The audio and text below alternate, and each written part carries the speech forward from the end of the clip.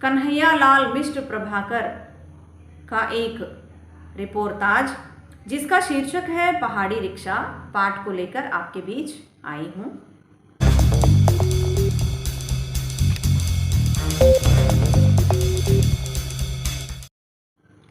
Reportage फ्रांसीसी भाषा का शब्द है जिसे अंग्रेजी में रिपोर्ट कहते हैं। जैसे आप सभी जानते हैं, कोई कार्यक्रम हुआ है जिसका हम रिपोर्ट प्रस्तुत करते हैं। न्यूज़पेपर्स में, समाचार पत्रों में आए दिन रिपोर्ट्स आते रहते हैं, उन सब का रिपोर्ट प्रस्तुत होते रहता है। साहित्य में जो रिपोर्ट विधि या रिपोर्ट के रूप में जो साहित्य लेखन प्रस्तुत किया जाता है उसे रिपोर्टाज कहा जाता है। और रिपोर्टाज लिखने की फैशन हिंदी में पश्चिम से आया है, यानी यह हमारे यहाँ रिपोर्टाज का लेखन नहीं था, यह कहाँ से आया है? विदेश का दिया हुआ है। यह आधुनिक युग की देन है। किसी घटना, स्थान या दृश्य की साहित्यिक और कलात्मक रिपोर्ट प्रस्तुत करना ही रिपोर्टाज है। रिपोर्टाज में लेखक वास्तव में अपनी प्रवृत्ति और तन्मयता के आधार पर उस घटना का वर्णन करता है जिसने उसे अत्यधिक प्रभावित किया है। कन्हैयालाल मिश्र प्रभाकर का प्रस्तुत रिपोर्टाज यानी पहाड़ी रिक्शा काल्पनिक नहीं बल्कि आंखों देखी घटना पर आधारित है। इसमें वे पत्रकार की भांति सामाजिक दायित्व का निर्वाह करते हैं, किंतु कलात्मकता की उपेक्षा कतई नहीं करते। उन्होंने वस्तु तत्व को रेखाचित्र की शैली में अत्यंत मार्मिक ढंग से व्यक्त किया है। घटना का कथा तत्व से जुड़ाव, जनजीवन का मार्मिक वर्णन, भाव और बुद्धि का सामंजस्य आदि प्रस्तुत रिपोर्टाज की विशेषताएं हैं। लेखक की भाषा भावों को वहन करने में पूरी तरह समर्थ है। छोटे छोटे वाक्य बोलचाल की भाषा के निकट हैं, अतः रचनाकार पाठक से आत्मीयता स्थापित कर लेता है। आडंबरहीन भाषा, आत्मपरक शैली एवं चित्रात्मकता प्रस्तुत रिपोर्टाज की विशेषताएं हैं। सहज जीवन और कबीरी भाषा पाठकों पर अमिट प्रभाव छोड़ती है। तो चलिए पाठ में चलते हैं जिसका शीर्षक है पहाड़ी रिक्शा। जैसे पहाड़ी रिक्शा शीर्षक से आपको क्या लगता है? आप सभी ने रिक्शे को तो देखा होगा, जिसे ऑटो रिक्शा बोलते हैं, साइकिल रिक्शा बोलते हैं। साइकिल रिक्शा एक ऐसा साइकिल जिसमें पीछे बैठने के लिए एक बड़ा सीट होता है, जिसके ऊपर कवर होता है और उसे एक आदमी चलाते हुए उसे ले जाता है, तो उसे साइकिल रिक्शा कहते हैं। अंडमान के छात्र शायद ही साइकिल रिक्शा को देखे हों, लेकिन मुख्य भूमि में उत्तर प्रदेश में हो, बिहार में हो, आप साइकिल रिक्शा चलाने वालों को, साइकिल रिक्शा चलाने वाले लाखों लोगों को आप देख सकते हैं। तो जो पहाड़ी इलाका होते हैं, पहाड़ों पर चढ़ना और उतरना जब मुश्किल हो जाता है, कभी कभी उन्हें कंधे पर ढोकर भी पहाड़ों को चढ़ा जाता है, तो जो भी ऐसे बोझ ढोकर चढ़ते हैं, उतरते हैं, उनको देखकर लेखक के मन में एक सहानुभूति का भाव उत्पन्न होता है और उसी का यह फल है पहाड़ी रिक्शा। इसके अलावा आप देखिए, अपने आसपास के दुकानों में, सब्जी की मंडी में या बाज़ारों में, कारखानों में अक्सर बोझ ढोने वालों को हम देखते हैं और हमें लगता भी है कि हाय हाय, पता नहीं वह आदमी इतना बोझ कैसे ढो रहा है।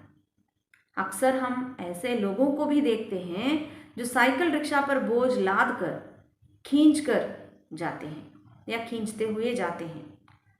जब चढ़ाई होती है और जब साइकिल चला नहीं पाते हैं तो वो ज़बरदस्ती धक्का देते हुए साइकिल को खींच कर लेके जाता है। उनकी तकलीफ़ अक्सर हमसे देखी नहीं जाती, लेकिन वे भी हमारे बीच के ही लोग हैं जो इस तरह के बोझ ढोते हैं। गांव हो या शहर हो, ऐसे दृश्य सामान्यतः दिखाई पड़ते हैं, किंतु रिक्शे पर इंसानों को बिठाकर उनका बोझ ढोने वाले रिक्शा वालों को क्या आपने देखा है? कुछ लोग देखे होंगे और कुछ लोग नहीं भी देखे होंगे। छात्रों, जहाँ सामानों का बोझ ढोया जाता है, वहीं पर रिक्शे वाले इंसान का बोझ ढोते हैं, सिर्फ और सिर्फ पेट भरने की और जीवन चलाने की मजबूरी में। समतल भूमि पर रिक्शा चलाया जा सकता है, लेकिन जहाँ पहाड़ी इलाका होता है वहाँ पर रिक्शा चलाना सच में बहुत मुश्किल की बात है।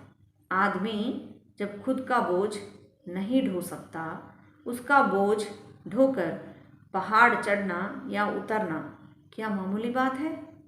इसी प्रकार के विचारों से ओत-प्रोत रिपोर्टाज है पहाड़ी रिक्शा, जिसे कन्हैयालाल मिश्र प्रभाकर ने लिखा है, जिसे उनकी क्षण बोले कण मुस्काए कृति से लिया गया है। प्रभाकर जी के मन में व्याप्त मानवीय गुण को इस एक रचना से ही हम अच्छी तरह से समझ सकते हैं। इसी भूमिका के साथ चलिए पाठ में चलते हैं। यह जा रही है पास ही एक रिक्शा, जिसमें बैठी हैं 2 परियां और उन्हें खींच रहे हैं 5 जन। लेखक ऐसी भूमिका बांधते हैं पहाड़ी रिक्शा के प्रारंभ में। देखिए देखिए देखिए, यह जो रिक्शा जा रही है उसमें जो लोग बैठे हैं, 2 परियां बैठी हैं, यानी 2 स्त्रियां बैठी हैं और उनको 5 जन खींच रहे हैं। वह जा रही है दूर एक रिक्शा जिसमें बैठा है एक भैंसा और उसे खींच रहे हैं 4 जन। यहाँ पे एक व्यंग्यार्थ है, भैंस थोड़ी उसमें बैठता है, तो एक व्यंग्यार्थ है। यह जा रही है नीचे की ओर स्वयं दौड़ी सी एक रिक्शा, जिसमें बैठा है एक बीमार और उसे खींच रहे हैं 4 जन। तो एक रिक्शा उधर जा रही है, एक रिक्शा इधर जा रही है, एक रिक्शा इधर जा रही है। सब जगह पे आपको रिक्शे ही रिक्शे दिख रहे हैं। किसी में 2 परियां दिख रही हैं, किसी में एक भैंस दिख रहा है, किसी में एक बीमार आदमी दिख रहा है, लेकिन ढोने वाले तीनों को ही अलग अलग व्यक्ति ढो रहे हैं। एक भैंस ढो रहे हैं, एक में भैंस यहाँ पे व्यंग्यार्थ है। रिक्शा देखते ही आंखों की राह दिल में उतर जाते हैं। ये रिक्शा कुली जो पेट के लिए मनुष्य होकर भी बैलों या घोड़ों की तरह मनुष्य को ही ढोते हैं। तो आपने बैलगाड़ी तो देखा होगा। बैलगाड़ी क्या करती है?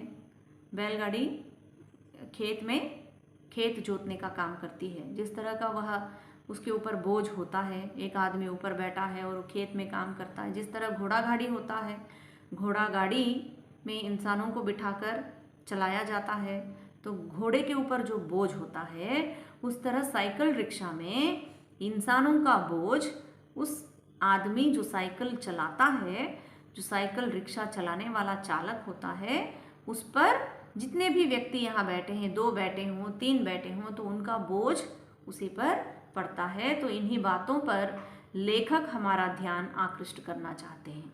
लेखक कहते हैं इस दृश्य को, इस तरह का जो दृश्य है उसे देखते ही उनका जो दर्द है ये हमारे आँखों से लेकर, मतलब आँखों से उतरते हुए दिल में पहुंच जाती है और दिल में एक दुख या दर्द उत्पन्न हो जाता है। पिछले वर्षों में, फिर आगे लेखक कहते हैं कि पिछले वर्षों में जब जब पहाड़ पर आया हूँ, रिक्शाएं देखी हैं और तब सोचा है कितने दयनीय हैं जो पेट के लिए रिक्शा खींचते हैं।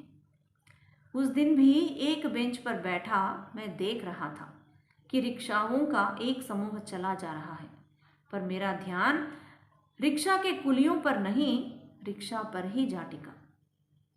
कितना बोझ होगा एक रिक्शे में? तो लेखक एक जगह पे बैठे रहते हैं, एक बेंच पर बैठकर वो रिक्शों को देख रहे हैं। जो रिक्शा खींच रहा है उनके ऊपर लेखक की नज़र नहीं है, वरन वो ये सोचते हैं कि उस रिक्शा खींचने वाले व्यक्ति पर कितने का बोझ हो सकता है। 4-5 मन 2 सवारियों में, आमतौर पर 2.5 मन, तब पूरा बोझ हुआ 7-8 मन और कभी कभी 10 मन। इसका अर्थ हुआ कि रिक्शा के प्रत्येक मजदूर पर 1.5 मन से 2 मन, इस तरह का हिसाब वो बैठे बैठे बेंच पर बैठे बैठे लेखक लगाते हैं। फिर लेखक अपने आप में सोचते हैं, उनको लगता है कि वो कुछ सोच रहे हैं। तो आगे क्या है देखिए, मैं कुछ सोच रहा हूँ, सोचे जा रहा हूँ, इसका मतलब जब रिक्शाओं को देखते हैं लेखक तो अपने आप उनके मन में सारी बातें आती जाती हैं, और वो जो उनके मन में जो विचार है वो उस रिक्शे वाले और रिक्शा और उससे जो उसकी मेहनत, उससे जुड़ी जो मेहनत है, उन सभी तमाम बातों के बारे में लेखक अब सोचने लगते हैं। मैं कुछ सोच रहा हूँ, सोचे जा रहा हूँ, कोई बड़े काम की बात है पर धुंधली सी है और पकड़ में नहीं आ रही है। लेखक को लगता है कि उनका मन विचलित हुआ है, वो किसी चीज़ के बारे में सोचना चाहते हैं और सोच रहे हैं, लेकिन वो क्या बात है उसे लेखक ठीक से नहीं समझ पा रहे हैं कि उनको किस बात को लेकर परेशानी है। तभी देखता हूँ सामने की ऊंची कोठी पर आटे की पूरी बोरी अपनी कमर पर लिए और खिंचे पट्टे के सहारे उसे संभाले एक मजदूर बढ़ा जा रहा है। तो इस तरह वो बैठकर सोचते हैं, रिक्शे वाले को देखकर जब वो सोचते हैं कि इस रिक्शे वाले के ऊपर कितना बोझ हो सकता है, तो बैठे बैठे उनको लगता है कि मैं क्या सोच रहा हूँ, क्यों सोच रहा हूँ। जब वो भावशून्य हो जाते हैं तो अचानक उनकी नज़र एक ऐसे व्यक्ति पर पड़ती है जो एक बोरी को अपने अपने पीठ पर उठाए हुए, उसे संभाले हुए वह जा रहा है। एक मजदूर जा रहा है। उसे देखते ही मेरे भीतर धुंजों धला विचार घूमड़ रहा था। अब उसको देखने के बाद लेखक के मन में और भी कई सारी बातें घूमने लगती हैं। तो जो बातें पहले विचार शून्य बातें उनके दिमाग में घूम रही थी कि वो किस बात के ऊपर वो सोच रहे हैं, जब इस बोरी उठाए आदमी के बोझ को वो देखते हैं तो उनका जो विचार है वो थोड़ा उनको क्लियर हो जाती है, वो ठीक हो जाता, मतलब उसको एक स्वरूप मिल गया है। अब मैं अपने से पूछ रहा हूँ, रिक्शा का मजदूर 2 मन का बोझ पहियों के सहारे खींचता है और यह मजदूर ठीक 2 मन बोझ अपनी कमर के सहारे ही लिए जा रहा है। देखिए, रिक्शा साइकिल चलाकर रिक्शे वाला जो है वो उसी 2 मन को वो खींच रहा है, और ये जो आदमी जो ढोया हुआ है ये अपने पीठ के सहारे, अपने हाथ के सहारे उस बोझ को वो ढोया हुआ है। तो फिर रिक्शा का कुली दयनीय क्यों है? तो मुझे ऐसा क्यों लगता है कि ये बेचारा रिक्शा वाला बहुत दयनीय है।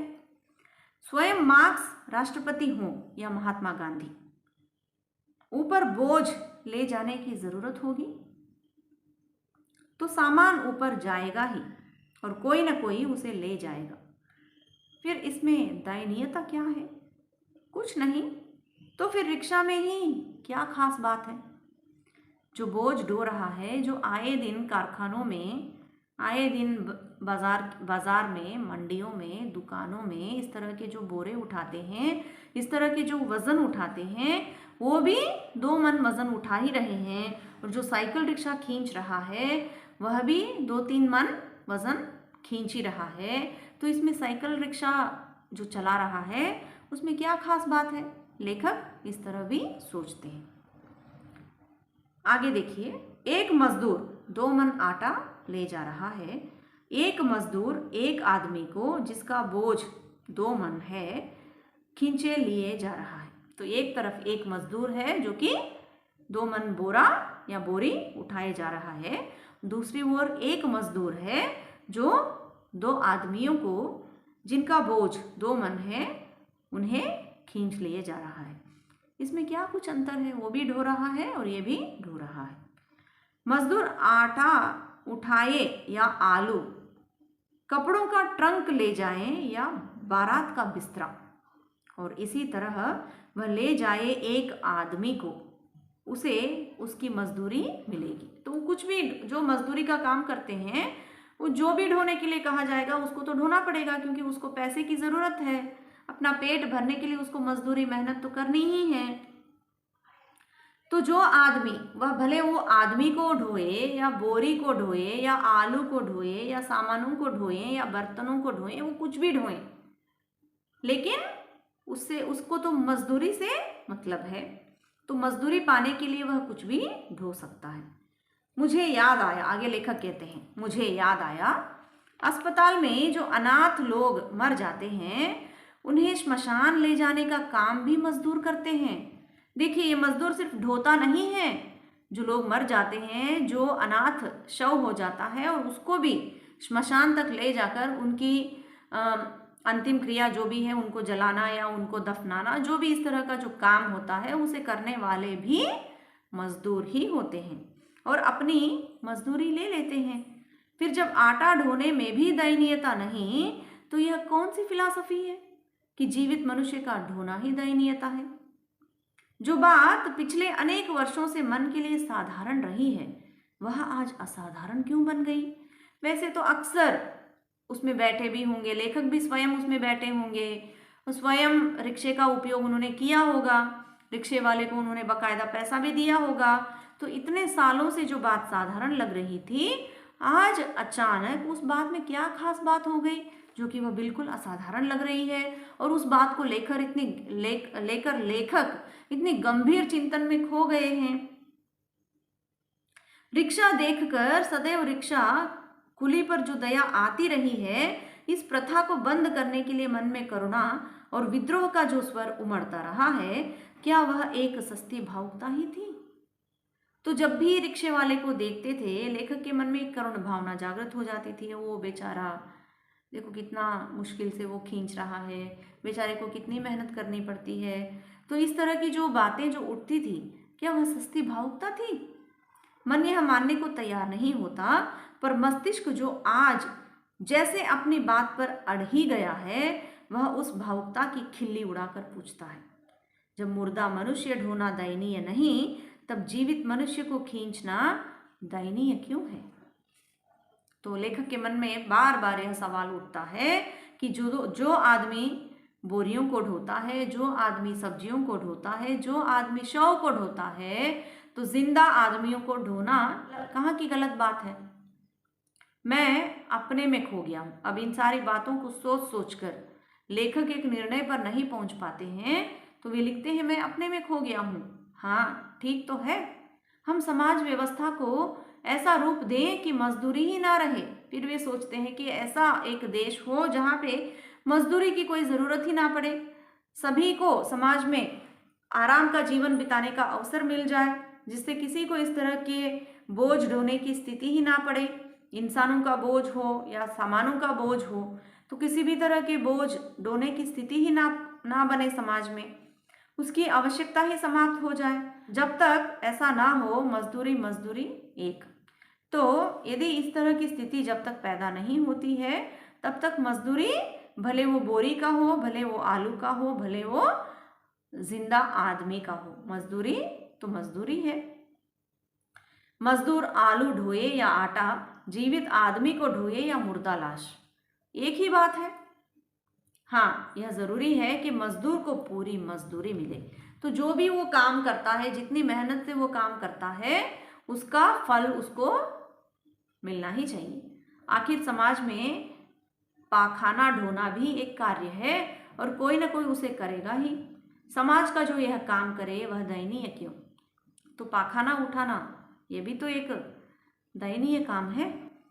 मन में झिझक अभी बाकी है। इतना कुछ सोचने के बाद भी लेखक के मन में कुछ ना कुछ झिझक है। वो एक निर्णय पर नहीं पहुंच पा रहे हैं कि इतने सारे तमाम काम जो एक मजदूर करता है, उनमें से कौन सा काम, और सिर्फ आदमियों को ढोने वाले काम को वो दयनीय क्यों कह रहे हैं। दयनीय तो पाखाना ढोने वाला भी है, दयनीय तो बाजार में सब्जी ढोने वाला भी है, बोरियों को ढोने वाला भी है, तो फिर आदमियों को ढोने वाला ही दयनीय क्यों। तो लेखक कोई कंक्लूजन पर ठीक ठाक नहीं पहुंच पाते हैं, तो वो स्वयं अपने आप से पूछते हैं, तो रिक्शा कुली दयनीय नहीं है ना। मस्तिष्क चौकन्ना है, वह पूरी दृढ़ता से कहता है, नहीं भाई नहीं।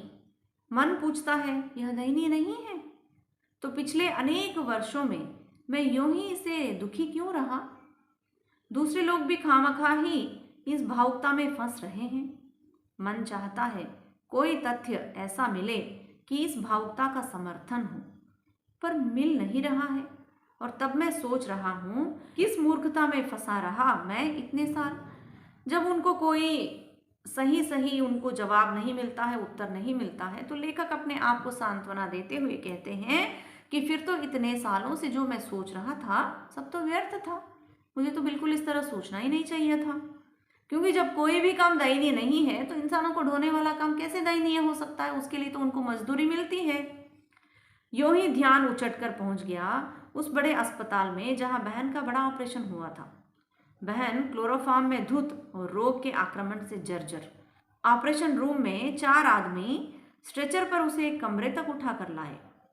मैं भी साथ साथ रहा और रास्ते भर सोचता रहा, कितने अच्छे हैं ये लोग, ये यहाँ ना हो तो रोगियों को कितना कष्ट हो। और तब मैंने कृतज्ञ होकर उन्हें 2 रुपये पुरस्कार दे दिए। तब क्या उनका कार्य दयनीय था? ये तो सोचने वाली बात है। और मेरे मन में उनके प्रति कोमलता का जो भाव उगा था वह एक मूर्खता ही थी। आज तो यही लगता है कि वह एक मूर्खता ही थी। मनुष्य भी क्या अजूबा है कि इतने वर्षों तक एक मूर्खता को ही अपना गुण समझता रहा। सोचने की शक्ति और उत्साह क्षीण हो गया है और मस्तिष्क थक चला है। मन अब कोई नई बात चाहता है। मैं अपनी बेंच से उठकर चल पड़ा हूँ, धीरे धीरे और सुस्त। मन जैसे भार सा हो गया है, क्योंकि कोई भी विचार हमारे मन में जब उत्पन्न होता है और उसका सॉल्यूशन यदि हम नहीं पाते हैं, समाधान हम नहीं पाते हैं, तो फिर वह एक बोझ जैसा होने लगता है। तो इस तरह लेखक दूसरों के द्वारा बोझ उठाए जाने का सोच सोचकर वो अपने दिमाग का जो प्रेशर है या अपने दिमाग का जो बोझ है उसको वो बढ़ा रहे थे। मन जैसे भार सा हो गया है, यह पछाड़ खाकर चला जा रहा हूँ, चला जा रहा हूँ, कुछ सोच रहा हूँ, कुछ सोच भी नहीं रहा हूँ। उनको लगता है कि वो भाव शून्य हो गए हैं, उनके दिमाग कुछ चल रहा है और कुछ नहीं भी चल रहा है, कुछ विचार है जो कि वो क्लियर नहीं कर पा रहे हैं। सामने से आ रहा है एक मजदूर और वो क्या देखिए, कोयले की एक कंडी कमर में लिए दूसरी ओर जा रहा है। तो उसके कमर में क्या है? कोयले की एक कंडी है जिसे लेकर वह मजदूर दूसरी तरफ जा रहा है। दूसरी ओर जा रहा है एक मजदूर कमर पर ही लकड़ी का भारी गट्ठा लिए। वे जा रहे हैं 3 मजदूर साथ साथ बड़े ट्रंक और बिस्तर लादे। मैं देख रहा हूँ और सोच रहा हूँ कि कितना बोझ उठाते हैं ये पहाड़ी बंधु। और तब याद आया उस दिन कुलडी बाजार में ढाल पर बच्चा बैठ गया और बास्केट वाला भी ना मिला, तो मैंने उसे अपनी गोद में उठा लिया था। हाँ, उठा तो लिया था, पर ऊपर पहुंचाना मुश्किल हो गया था। जब ऊपर पहुंचकर जब लंबे लंबे सांसों के बीच मैंने उतारा तो मुझे लगा कि मेरी छाती से भूत उतरा और मेरे मुंह से निकला, कमबख्त में कितना बोझ है। अब मेरे मन में एक शब्द है, बोझ, और यह एक गूंज की तरह मेरे मन के गुंबद में भर रहा है। एक बार किसी गांव में जब मैं गया तो वहां एक पिता ने अपने निकट्ठू पुत्र को धरती का बोझ कहा था, और मेरे नन्हे पुत्र को पत्नी की मृत्यु के बाद किसी आत्मीय ने ही छाती का बोझ कहा था। देखिए, एक आदमी अपने पुत्र को जो काम नहीं करता है, किसी काम के लायक नहीं है, उसको कहता है कि तुम धरती के ऊपर बोझ बन गए हो, तुम कोई काम नहीं करते हो, तो धरती का बोझ। और लेखक खुद अपने बारे में सोचते हैं कि जब उनकी पत्नी की मृत्यु हो गई थी तो किसी आत्मीय बंधु ने उनके बच्चे के लिए ये कहा था कि छाती का बोझ। मन के गुंबद में भरी गूंज में अब ये 2 नई ध्वनियां आ गई, धरती का बोझ और छाती का बोझ। धरती का बोझ, छाती का बोझ, दोनों में मन की घोर घृणा है। तो बोझ बनना बुरा है, बोझ बनकर जीना दयनीय है। मन की गूंज इस चिंतन में तीव्र हो चली है। बोझ बनना बुरा है, बोझ का अर्थ है दूसरे का सहारा। तो आगे लेखक एक निश्चय पर पहुंचते हैं कि बोझ भले किसी भी रूप में हो, भले वो शव के रूप में हो, भले वो रोगी के बीमार आदमी के रूप में हो, भले वो एक हट्टा कट्टा व्यक्ति के रूप में हो, किसी के ऊपर बोझ बनना क्या है? गलत बात है। क्योंकि यह स्वावलंबन के विरुद्ध अनाथता का, असहायता का आलंबन है। सामने से एक रिक्शा आ रही है, उसमें बैठा है एक मोटा मनुष्य और उसे खींच रहे हैं 4 जन। 4 जन यानी साइकिल के 2 पहिए और व्यक्ति के 2 पैर, 4। कोयले की कंडी, लकड़ी का गट्ठा और ट्रंक बिस्तरा लिए जा रहे हैं वे मजदूर भी दिखाई दे रहे हैं मुझे। ओह, कितना बोझ ढोते हैं ये पहाड़ी बंधु। फिर से उनको लगता है लेखक को कि ये आए दिन कितना बोझ ये ढोते हैं।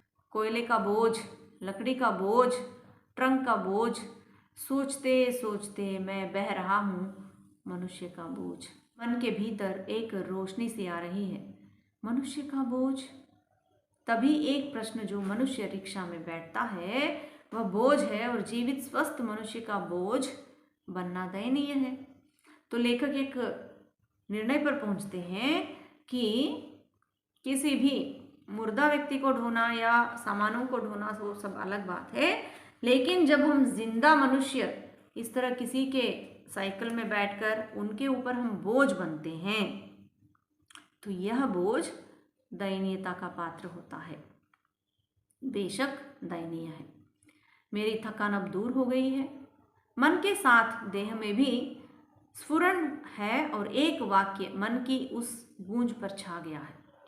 जो रिक्शा खींचते हैं वे पुरुषार्थी हैं, यानी जो पुरुष का जो काम करते हैं, जो अच्छा काम करते हैं वो पुरुषार्थी, और उनका पुरुषार्थ भले ही उनकी विवशता हो, यदि वो मजबूरी में भी वो काम करते हों, लेकिन उनका जो पुरुषार्थ है वो उनको एक भला इंसान बनाता है। जबकि दूसरी ओर जो उस प्रकार के व्यक्ति के ऊपर, जो उनकी मजदूरियों का फ़ायदा उठाते हुए जो उनके ऊपर बोझ बनते हैं, सचमुच ऐसा जो बोझ है वह दयनीय है। तो यहाँ पर लेखक किसको दयनीय कहते हैं? बोझ ढोने वाले को नहीं, बल्कि बोझ बनकर जो बैठते हैं उन्हें लेखक दयनीय कहते हैं। क्यों दयनीय कहते हैं?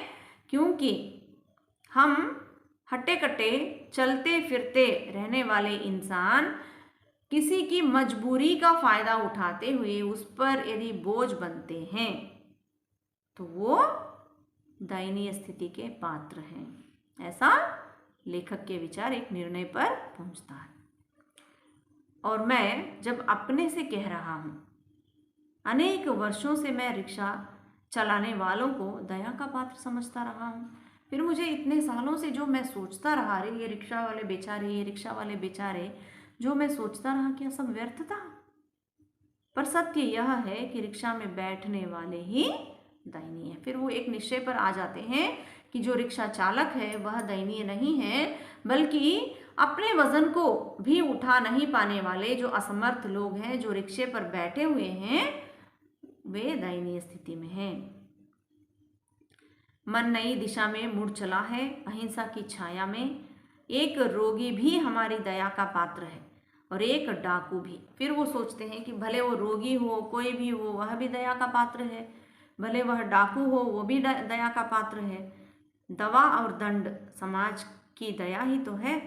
तब पेट के लिए बोझ ढोने को विवश मजदूर और पैसे के गर्भ में मनुष्य से बोझ बनने वाला यात्री, दोनों ही दया के पात्र हैं। तो ऐसा व्यक्ति जो अपनी मजबूर परिस्थितियों से हार मानकर बोझ उठाता है, और ऐसी एक यात्री जो कि आराम का जीवन बिताता है फिर भी दूसरों के ऊपर बोझ बन बैठा है। और हमारी दया का अनुरोध है कि यह प्रथा बंद हो।